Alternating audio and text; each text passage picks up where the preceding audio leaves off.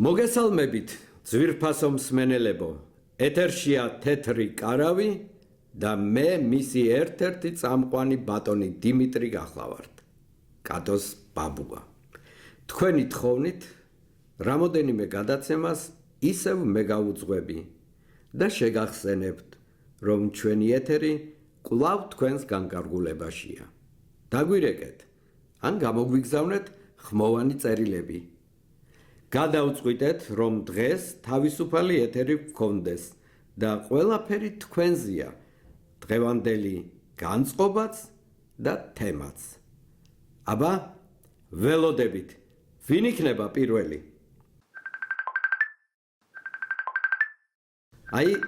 აი უკვე გვიკავშირდებიან. მოგესალმებით, ძვირფასო მეგობრებო, მე ვარ ირმა. ძალიან დიდი მადლობა მინდა გადავუხადო თეთრ კარავს.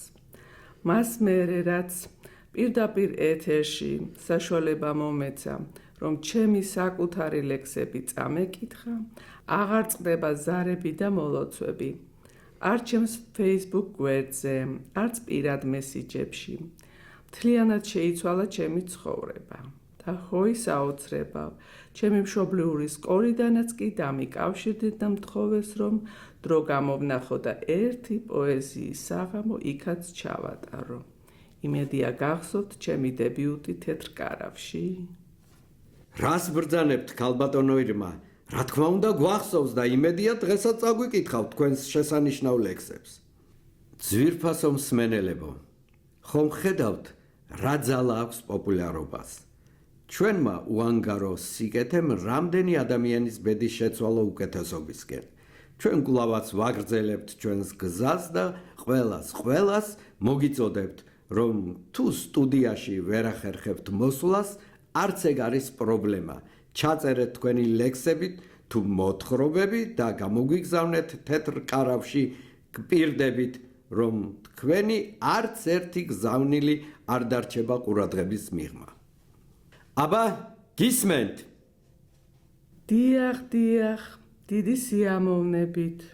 დღევანდელი ჩემი ლექსი ეძღვნება ჩემ მშობლიურ სკოლას და პირველად თქვენ ეთერში გავაჟღერებ. აბა, გისმენთ დიდი ყურადღებით.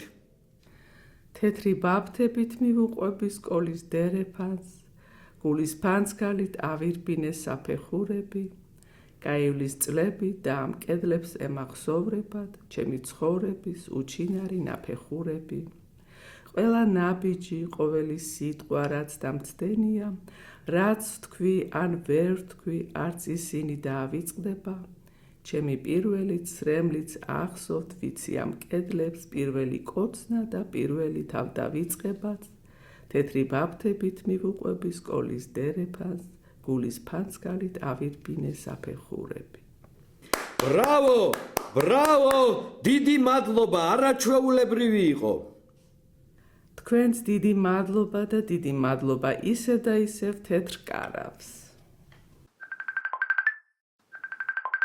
დიახ, გისმენთ, თქვენ პირდაპირ ეთერში ხართ.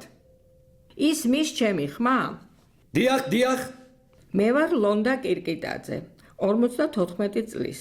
ძალიან მიყვარს პოეზია და ახლა პირველად თქვენი ეთერის საშუალებით ჩემს ერთ ლექსს წაგიკითხავთ, თუნებას დამრთავთ. აბა რა თქმა უნდა.